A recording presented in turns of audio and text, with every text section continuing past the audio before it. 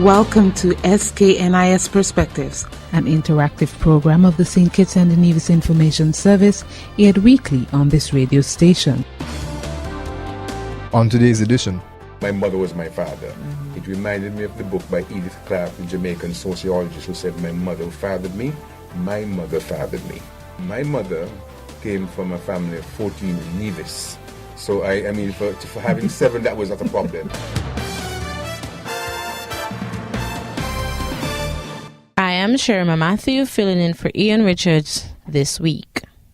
Earlier this week, SKNIS aired the second part of its Generations series dubbed Children of Sugar.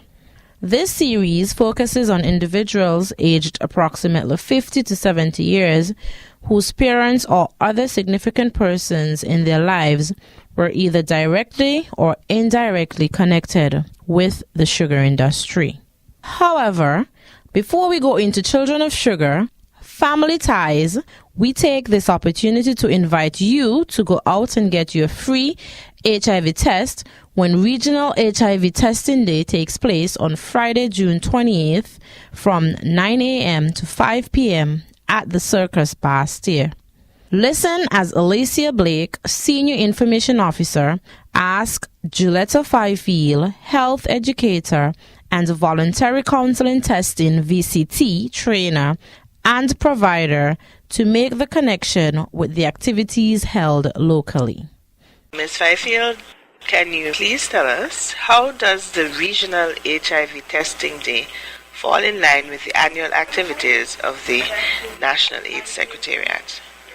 The Regional Testing Day is a collaborative initiative of the Caribbean Broadcast Media Partnership on HIV and AIDS, that is the CBMP, the Pan-Caribbean Partnership Against HIV and AIDS, PANCAP, the Bank of Nova Scotia, and the Ministries of Health in the participating countries. This regional initiative complements our national efforts.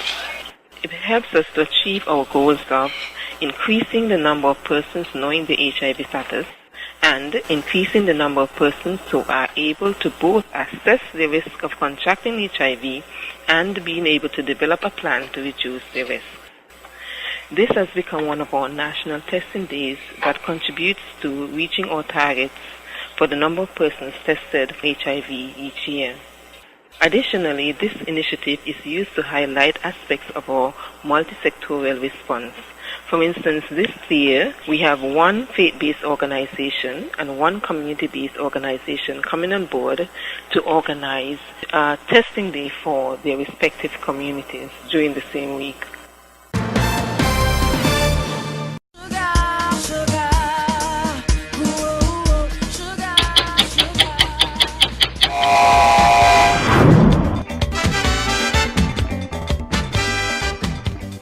The St. Kitts and Nevis Information Service takes great pleasure in bringing to you the second series of our Generations program, dubbed Children of Sugar. This series is not limited to persons whose parents worked directly in the sugar industry. Specifically, it has to do with individuals aged approximately 50 to 70 years who have strived to establish themselves as respectable persons within their communities, while overcoming their fair share of challenges. These individuals were motivated or even supported by persons connected directly or indirectly to the sugar industry, around which the Kittitian society continued to evolve. Feel free to let their stories tell the tale of the unconquerable Kittitian spirit and their family connections. Did you come from a big family? Yes, I do. Tell me how many brothers and sisters you had. My mom have 12 children, 8 girls and 4 boys. So now that must have been pretty interesting growing up then. Do you recall any hard time experiences, and how did your family, maybe your mother in particular, overcome those?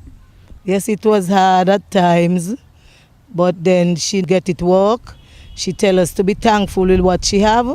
Sometimes she send us to a shop named Miss Paul to look 1 pound of chicken, and Miss Paul weigh the pound and then she throw over, and we go home and she cook. Sometimes when she finish cooking, all I get in my food is the bum. And time to eat, all I eat with is the back of neck, the part of the back of neck like the spoon, I ate with that part. Or if I catch the part first, soon to come off, I grab a spoon and hide it. That's how it was. But we was thankful and grateful to her. We was satisfied. She tell you plain, anyone I go to this yard, go beg anybody anything, don't come back. So we used to be thankful and satisfied. And we had to say the grace before meal and the grace after meal. Otherwise you don't get that food. So what about things like going to school and so on? In those days, did you all have to wear uniform or you went as you were? We used to wear our own clothes, but she used to make my dress with a band, one dress with a collar, one dress with no sleeve, the other dress with a sleeve, just to identify them, because we used to have a lot of clothes look alike. And when you come home at afternoon, you have to take off your school panty because it's only one, wash it, and you get it dried for in the morning. Sometimes when morning get a mine waist cold, I can't wing it, but I put it on because I had to go with one on. When you come back, they had you chore to do around the house, and before you even take up your bowl or your plate, you have to do what she said do. And if she go to work, leave it to do something, and she come back and here and finish. As we reach in the yard, good afternoon, ma. Remember where you leave and done. And she don't talk. We used to go 5 Sunday schools every Sunday, 4 churches. One of them used to only have Sunday schools at the time when we reached there, for churches to be already over. Otherwise, we will have got to 5 churches. Do you recall anything about your father? No, I didn't know him because he went to England. When the boat them was taking people, so much of days on the water, he went to England.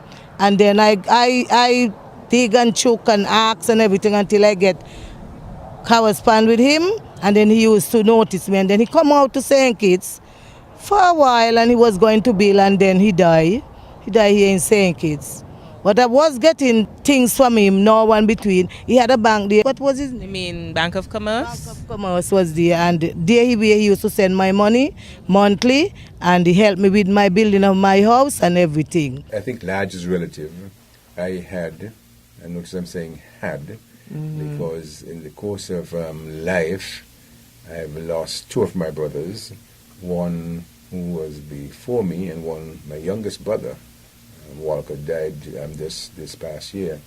And now I have 1 brother in England, 1 sister in Tortola, 1 sister in St. Kitts, and myself. So that is technically large. There were about 7 of us. One of my brothers died in infancy. So I guess in the scheme of Caribbean families, that could be considered large. Although I growing up in Sandy Point, I heard of some 10s and knew of some 10s and others. So exactly. Yes. So were there any challenges then for your mother in terms of having to feed many mouths?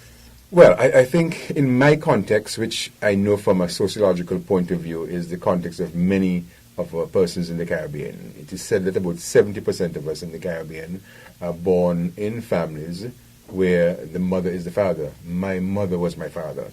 I only got to know my father when I was about 11 years old. And at that time when he met me, he started to boast about this son of his, but I didn't know him until then. So my mother was my father. It reminded me of the book by Edith Clarke, the Jamaican sociologist, who said, "My mother fathered me, my mother fathered me." My mother came from a family of 14 in Nevis. So, I mean, for having 7, that was not a problem, I mean, she was a hard taskmaster. I mean, she herself did not finish 7th standard, but you couldn't fool her at all, and she encouraged us to work. And if you've ever lived in Sandy Point or were born in Sandy Point, it is a very competitive environment, but there are always people in the environment who could be seen as role models. And those were the kinds of challenges I saw. So they weren't really challenges in the context of not achieving some things or being able to get some things, but really challenges to see if you can be at the level or surpass others. Can you recall any experiences in terms of maybe your siblings or even how your mother was able to make the dollar stretch? Well, my mother was very, very creative. She worked at Boaks Estate in Sandy Point, and at the same time we leased land from Boaks Estate. It meant that before the crack of dawn, as we used to say, I had to be up in the mountain working that ground. But it was planting potatoes, yams, cassava, yashin, eddos. We had to be up there. And certainly I had to be out of that field get the water from the pipe outside because there was no running water in the house, bathe our skin because there was no shower, and then dash to school and be on time. Because if you weren't on time, some of the person who I guess I would talk about my teachers, it was blows in your tail. The licks had some kind of effect. I mean, others may disagree with me, but in my instance, I felt it kept me in line. Sometimes verbal abuse is worse than physical abuse, so I think we have to be very mindful and find a very strategic way to work with our youngsters. I came from a large family. I think there were 12 of us, 7 girls and 5 boys. The children were grouped. You had the older ones, you had the middle ones, and the younger ones, so to speak. Yeah, there were challenges, but I think we overcame it by rearing our own animals, growing our own food crops, etc. When money would be scarce, like around Easter, probably Christmas time, we would butcher one of the animals we raised, and that supplemented the family income quite a lot. Describe your mother and your father. Well, my parents were both working class people. My mother ensured that we had a hot meal, so she stayed at home. But in the crop season, she would go early in the morning and do some weeding and be back in time to have our lunch when we returned from school. My father was what you call a jack of all trades. He was a very hard-working man. We lived on the estate, and as such, he did probably everything that could be done on an estate. He drove the car, he was a mechanic, he looked after animals, he drove the tractor when it was necessary. I think because we lived on the estate, he was more or less called upon more than is usual. Did any of the children have to do any of those type of chores before going to school? Yes, one of the brothers was assigned to the animals. He would look after the cow. Well, of course, we didn't take the cow to pasture. There was always provision for the cows on the estate and some sheep. You could graze them near to your house. There were pigs, which, you fed them on the scraps from their house, etc. But one of my brothers was involved in the raising of the animals. I was taken from my mother when I was 3 months old. Okay. So that I grew with my grandfather and my grandmother, who was like my mother. I grew up in Prickly Alley, having been born in an alley just north of Prickly Alley, so that I am really a son of Prickly Alley. Okay. All right. And growing up with your grandparents, do you recall any hard time experiences that you can share with us? Well, I only knew there were hard times on reflection. In looking back, things must have been hard. And I said that because, by comparison, everybody around us was at least at the same level of poverty. But my grandfather, who had a trade, was a tradesman, a cooper it was called, making tubs and so on that people wash clothes in. He fared a little better than people who were around, and so everybody called him Papa Franks. We had a 2-bedroom house where my grandfather and grandmother shared one room, and then my father, who was outside, had what you call a screen put across his room, and then my grandmother's niece Agnes had another area of the front room, as they call it, and then I grew up with my grandmother's smaller niece, Josephine. So Josephine and myself grew up like brothers and sisters in that. So there was about 5 of us growing up in that little room. And let me tell you, because, for example, for breakfast, I had to go to buy bread. And I would buy what you call 2p bread. It was a halfpenny for each bread. Wow. So you got 4 bread. And you bought an ounce of cheese to go with that. Of course, the tea was some form of bush tea. But when you had 4 bread to divide between all of us who were there and so on, you understand that what the simplicity with which we enjoy the morning meal and so on. You look in the fowl coop to see if there are any eggs were laid. Now, these eggs were not for consumption by us, especially now and then. The eggs were for sale. And then my grandmother, as I called her, used to sell what you call a sell tray. So she would have pear, the avocados, under the house ripening because there was no woman inside the house. So that was something that took place outside. Right. So I had to go and feel the pears to see which were ripe and to bring out to put in the tray with the eggs. And she sold wood. She would go down on the bayfront, what you call the Nevis Market, and you'd buy a bunch of kasha wood that you cut up in small pieces and sell it by the bundles. And then my grandfather, who was a cooper, the bits and pieces from the center of the tub he was making, you'll cut that up because he had wax, and people like to buy that to start the fires. And it came out and sweep up the yard, and you had to go outside on what you call a dresser, which was a makeup table in the yard, to wash up the dirty things. You know, and having done that, you don't have to head water.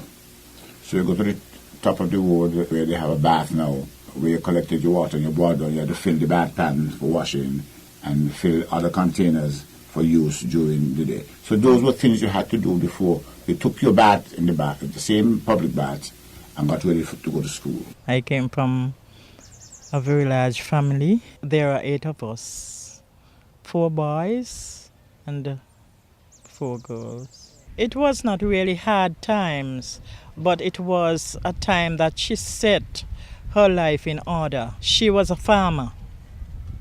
And as far as I could remember, there were 3 of us after my eldest sister was migrated to England. And the second daughter left home as well, went on her own. But Lucina and myself, we stuck together as twins. And there is where we used to go and help a farm before we go to school. There were other little things that we had to do when the farming is over.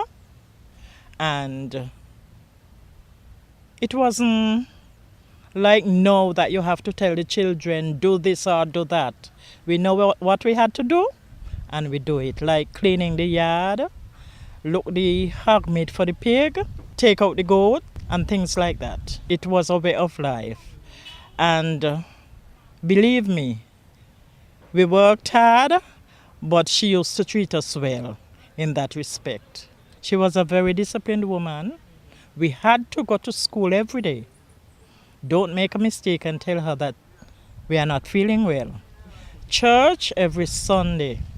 Sunday school, and let me tell you, the Sunday school, all kinds of we had to go.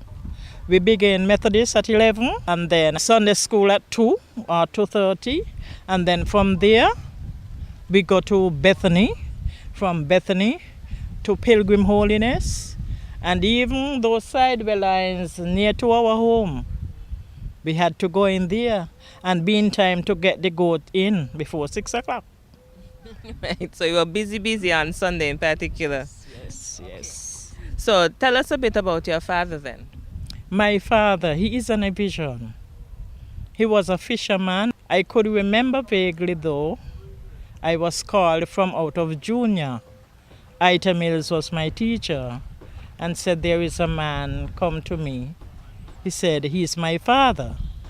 And I felt very good and I ran towards this man and he hugged me and he kissed me and he told me that I am your father and I'll believe in you. I'm going away to St. Croix.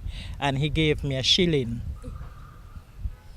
And I took it home and I gave it to my mother, but I didn't hear or see him again until I went to St. Croix to see him on his sick bed.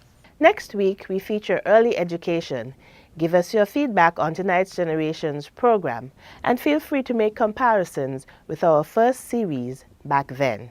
You can email us at sknisgenerations@gmail.com. Overcoming life's challenges, demonstrating the unconquerable Kittitian spirit.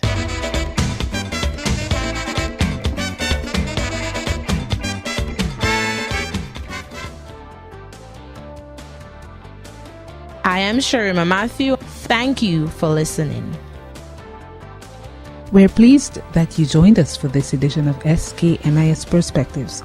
Join us every week at this same time on this radio station. This program is produced by the St. Kitts and Nevis Information Service.